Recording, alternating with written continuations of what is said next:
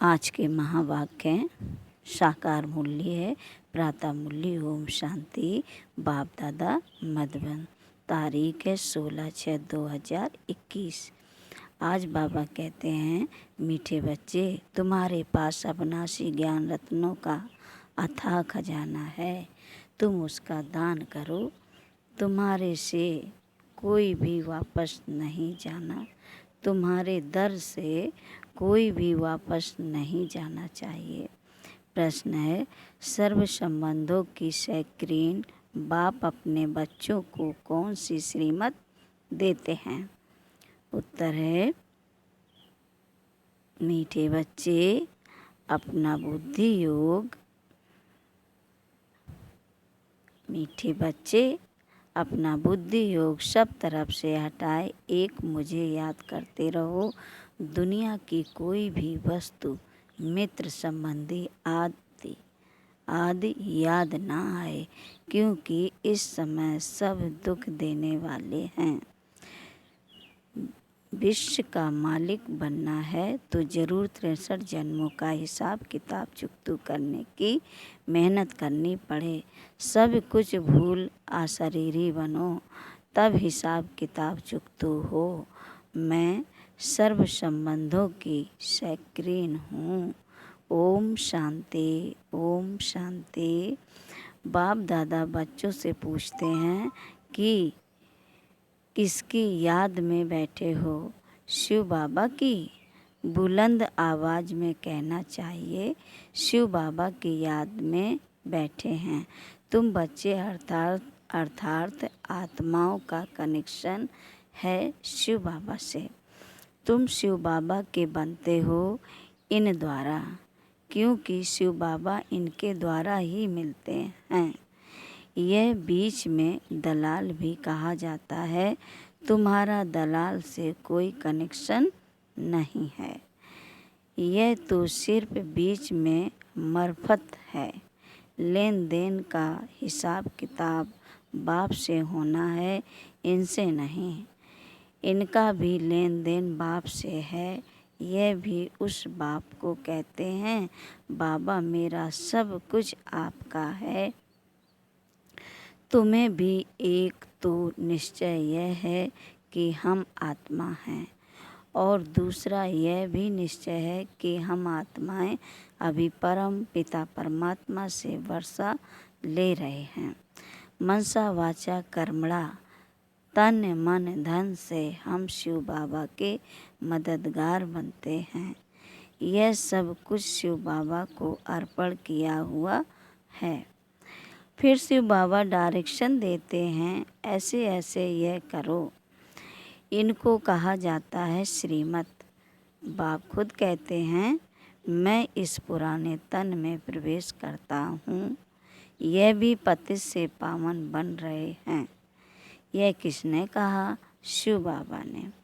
यह भी पावन बन रहे हैं। इनका भी मेरे साथ हिसाब किताब है।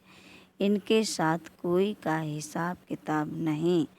तुम चिट्ठी लिखते हो, शिव बाबा केयर ऑफ ब्रह्मा, परंतु माया ऐसी है जो निरंतर याद करने नहीं देती है। बुद्धि योग घड़ी घड़ी तोड़ देती है। अगर यही पक्का पुरुषार्थ करेंगे तो फिर दूसरा सब कुछ भूल जाएगा।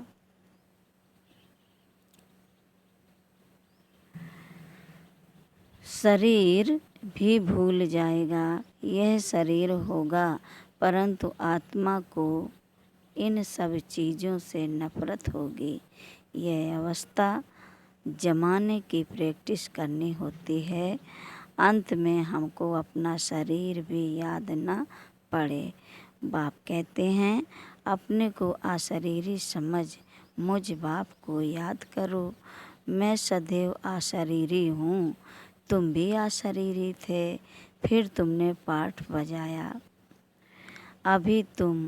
अभी फिर तुमको पाठ बजाना है।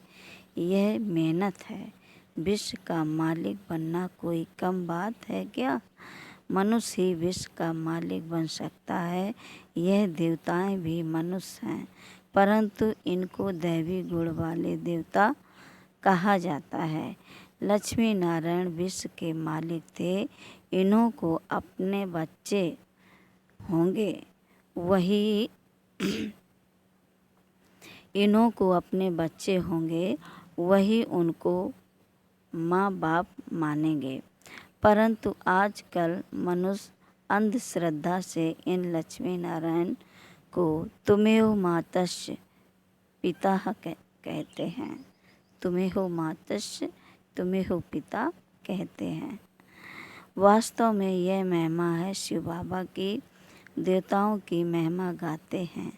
आप सर्वगुण संपन्न, 16 कला संपूर्ण निर्विकारी, परंतु उन्हों की पूजा क्यों करते हैं यह किसको पता नहीं है। अभी तुम ऐसी महिमा नहीं गाएंगे कि तुम माता पिता। हाँ, तुम जानते हो शिव बाबा वह निराकार परमपिता परमात्मा है। उनसे ही सुख घनेरे मिलते हैं। बाकी जो भी संबंधी आदि हैं उनसे दुख ही मिलता है। यह तो एक शक्रीन है जिससे सर्व संबंध की रचना मिलती है। इसलिए बाप कहते हैं मम्मा, काका, चाचा आदि सबसे बुद्धि योग हटाए मामेकम याद करो। तुम गाते भी हो दुख हरता सुख करता, सर्व का सतगति दाता एक ही है, वही हमारा सब कुछ है। लौकिक बाप से भी दुख मिलता है। बाकी टीचर है जो किसको दुख नहीं देते। बाकी टीचर हैं जो किसको दुख नहीं देते। टीचर पास जाकर पढ़ने से तुम शरीर निर्वाह करते हो। हुनर सिखाने वाले भी होते हैं। वह सब अल्पकाल के लिए टीचिंग करते हैं। भक्ति में भी महिमा एक राम अथवा परमपिता परमात्मा की ही करते हैं। उनको ही याद करते हैं। वास्तव में भक्ति भी एक की ही करनी है। वह एक ही तुमको पूज्य बनाते हैं। तुम पहले एक शिव बाबा की पूजा करते हो। उनको सतो प्रधान भक्ति कहा जाता है। फिर आत्मा भी सतो प्रधान से सतो रजो तमो बनती है। तुम समझते हो हम पुजारी बनते हैं। तुम पहले एक शिव बाबा की पूजा करते हो, फिर कलाएं कमती होती जाती हैं। भक्ति भी सतो प्रधान से सतो रजो तमो बन जाती है। सारा ड्रामा तुम्हारे ऊपर ही बना हुआ है। आप ही पूज्य, आप ही पुजारी। जो 84 जन्म पूरे लेते हैं उनकी ही कहानी है। उनको ही बाप बैठ बताते हैं तुमने 84 जन्म कैसे लिए हैं। हिसाब किताब उनका है। जो पहले पूज्य देवी देवता बनते हैं वही पुजारी बनते हैं। बाप कहते हैं मैं कल्प आकर तुमको पढ़ाता हूँ और देवी देवता धर्म की स्थापना करता हूँ। राजयोग सिखाता हूँ। गीता में भूल से कृष्ण भगवान वाच लिख दिया है। भगवान तो एक ही होता है। वह तो कहते ठिक्कर पित्तर कण कण में परमात्मा है, परंतु ऐसे तो हो नहीं सकता। भगवान की तो महिमा अपरम अपार है। कहते हैं हे बाबा तुम्हारी गति मत न्यारी, अर्थात तुम्हारी जो श्रीमत मिलती है वह सबसे न्यारी है। बाप को कहते ही हैं गति सदगति दाता परम पिता परमात्मा तो बुद्धि ऊपर में जाती है। दुख के टाइम उनकी ही याद आती है। अगर राम सीता बुद्धि में हो फिर तो सारा रामायण बुद्धि में आ जाए। तुम तो पुकारते ही हो उस एक बाप को, सिवाय एक बाप के कोई भी साकारी मनुष्य व आकारी देवता से बुद्धि नहीं लगानी है। पतित पावन है ही एक बाप। कोई भी सत्संग में जाकर यही गाते हैं, पतित पावन सीताराम, अर्थ कुछ नहीं। यह सब है भक्ति मार्ग का गायन। सब रावण की जेल में हैं, भक्ति मार्ग में बहुत भटकते हैं। यहाँ भटकने की कोई बात नहीं। बाप समझाते हैं बच्चों को पॉइंट्स बुद्धि में अच्छी रीत धारण करनी है, पढ़ाई रेगुलर करनी है। अगर कोई कारण से सवेरे नहीं आ सकते तो दोपहर को आ जाना चाहिए। किसको तंग भी नहीं करना है, सारा दिन पढ़ा है, कोई भी समय जाकर पढ़ना है। यह बच्चियां सुबह से लेकर शाम तक सर्विस पर हैं, सारा दिन सर्विस स्टेशन खुले हुए हैं।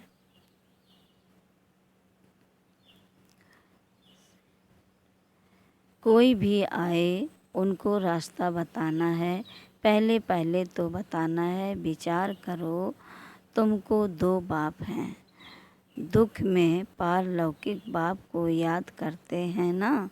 अभी शिव बाबा कहते हैं मामेकम याद करो, मौत तो सामने खड़ा है। यह वही महाभारत लड़ाई है। भल बड़े पद्मपति करोड़पति हैं, बड़े बड़े मकान आदि बनाते हैं, परंतु वह रहने थोड़ी ही हैं। यह सब टूट जाने हैं। वह समझते हैं कलयुग की आयु लाखों वर्ष है। इनको कहा जाता है घोर अंधियारा। कोई के पास पैसे हैं, पूछते हैं मकान बनाएं, बाबा कहेंगे पैसे हैं तो भल बना लो, पैसे भी तो मिट्टी में मिल जाने हैं। यह तो टेम्परेरी है, यह तो टेम्परेरी है, नहीं तो यह सब कुछ पैसे भी चले जाएंगे, कुछ भी रहेगा नहीं। भल बनाओ फिर उसमें गीता पाठशाला का प्रबंध रखो। जो तुम्हारे दर पर कोई भी आए उनको भिक्षा ऐसी दो जो उनको एकदम विश्व का मालिक बना दो। तुम्हारे पास अथाह ज्ञान धन है, इतना कोई के पास नहीं है। तुम्हारे पास सबसे साहूकार वह है जिनके पास बहुत ज्ञान रतन बुद्धि में भरे हुए हैं। कोई भी आए तो तुम उनकी झोली भर दो। तुम्हारे पास इतना खजाना है, सिर्फ यह बोर्ड लगा दो, आओ तो हम आपको सदा सुखी स्वर्ग का वर्षा पाने का रास्ता बताएं। परंतु बच्चों में वह नशा नहीं रहता। यहाँ नशा चढ़ता है, बाहर जाने से भूल जाता है। शौक होना चाहिए, कोई भी आए उनको रास्ता बताए जो बेड़ा पार हो जाए। तुम्हारे पास बहुत भारी धन है, कोई भी भिखारी आए व लखपति आए तो तुम उनको भी बहुत रतन दे सकते हो। बाबा यहाँ नशा चढ़ाता है, फिर सोडा वाटर हो जाता है। बाबा तुम्हारी अविनाशी ज्ञान रत्नों की झोली भर देते हैं, परंतु नंबर वार है, किसकी तकदीर में है तो पूरी रीत धारण कर लेते हैं। बाबा कहते हैं कोशिश कर तुम निरंतर याद में रहो। ऐसे नहीं कि सेंटर में जाकर एक जगह बैठना है, नहीं, चलते फिरते जो भी समय मिले बाप को याद करते रहना है। हथ कार डे दिल यार डे, अर्थात बुद्धि का योग बाप के साथ हो। बाप की याद से तुम्हारा बहुत कल्याण होगा। 21 जन्म के लिए तुम साहूकार बन जाते हो। बेहद का बाप बेहद का वर्षा देते हैं। भारत स्वर्ग था अब नरक है। बाप कहते हैं अब मुझे याद करो तो तुम्हारी आत्मा सतो प्रधान बन जाएगी। बाप को याद करेंगे तो नशा चढ़ेगा। हमारे जैसा धनवान सृष्टि में कोई नहीं है। बाप ही याद नहीं होगा तो धन कहाँ से आएगा। स्वर्ग में तो तुम बच्चों को अपार सुख मिलता है। शास्त्रों में तो कितनी दंत कथाएं लिख दी हैं। गाते भी हैं राम राजा राम प्रजा और राम धर्म का उपकार है। फिर कहते राम की सीता चुराई गई, बंदरों की सेना ले आगे खुद भी पढ़ते थे, कुछ भी समझते नहीं थे। अब कितना समझ में आता है, कितनी वंडरफुल बातें लिखी हैं। बाप कहते हैं मुझे प्रकृति का आधार लेना पड़ता है। त्रिमूर्ति में भी ब्रह्मा विष्णु शंकर दिखाते हैं, परंतु यह भी समझते नहीं कि विष्णु कौन है, कहाँ से रहने वाले हैं, कहाँ के रहने वाले हैं। विष्णु के मंदिर को नर नारायण का मंदिर कहते हैं, परंतु अर्थ कुछ भी नहीं समझते हैं। विष्णु के ये दो रूप लक्ष्मी नारायण हैं जो सतयुग में राज्य करते थे। अभी तो मनुष्य से देवता बन रहे हो। कोई भी आए तो बोलो यह ब्रह्मा कुमार कुमारियाँ हैं, तो प्रजापिता ब्रह्मा सबका बाप हुआ। बहुत ढेर की ढेर प्रजा है, नाम तो सुना है ना। भगवान ने ब्रह्मा द्वारा ब्राह्मण रचे। बाप ने जरूर बच्चों को वर्षा तो दिया होगा ना। तुम बच्चों को विश्व का मालिक बनाते हैं। तुम शिव बाबा से वर्षा पाते हो। एक है लौकिक बाप, दूसरा है पारलौकिक बाप। अब यह तुमको अलौकिक बाप मिला है, यह तो जौहरी था, यह थोड़ी ही कुछ जानता था। इनके लिए कहते हैं कि इनके बहुत जन्मों के अंत के जन्म के भी अंत में इनमें प्रवेश करता हूँ।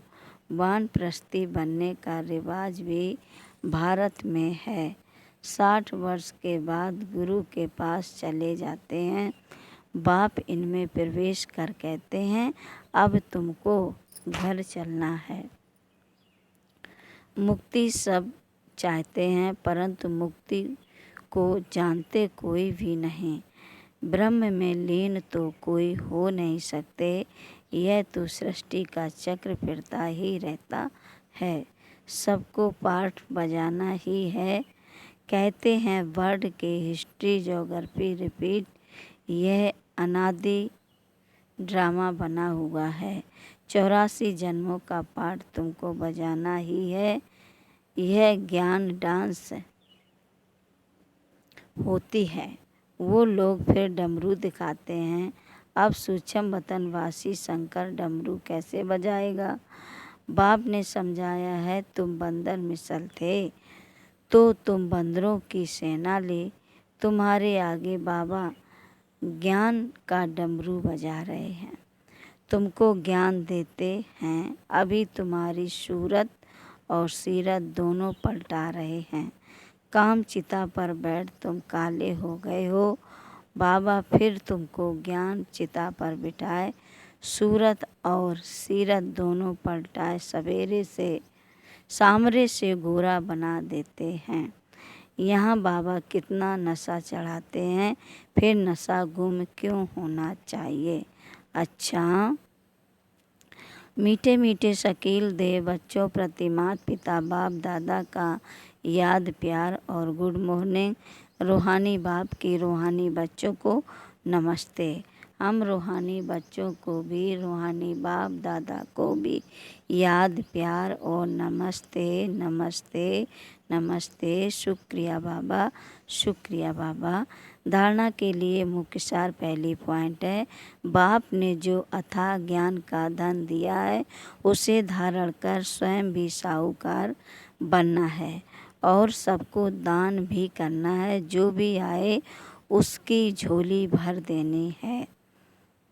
दूसरी पॉइंट है बाप की याद से ही कल्याण होना है, इसलिए जितना हो सके चलते फिरते बाप की याद में रहना है।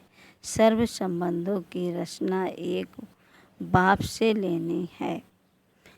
वरदान है सारे वृक्ष की नॉलेज को स्मृति में रख तपस्या करने वाले सच्चे तपस्वी व सेवाधारी भव। भक्ति मार्ग में दिखाते हैं कि तपस्वी वृक्ष के नीचे बैठकर तपस्या करते हैं। इसका भी रहस्य है आप बच्चों का निवास इस सृष्टि रूपी कल्प वृक्ष की जड़ में है। वृक्ष के नीचे बैठने से सारे वृक्ष की नॉलेज बुद्धि में स्वतः रहती है। तो सारे वृक्ष की नॉलेज स्मृति में रख साक्षी होकर इस वृक्ष को देखें तो यह नशा खुशी दिलाएगा और इससे बैटरी चार्ज हो जाएगी। फिर सेवा करते भी तपस्या साथ साथ रहेगी। स्लोगन है तन की बीमारी कोई बड़ी बात नहीं, लेकिन मन कभी बीमार ना हो। तन की बीमारी कोई बड़ी बात नहीं, लेकिन मन कभी बीमार ना हो। अच्छा, ओम शांति।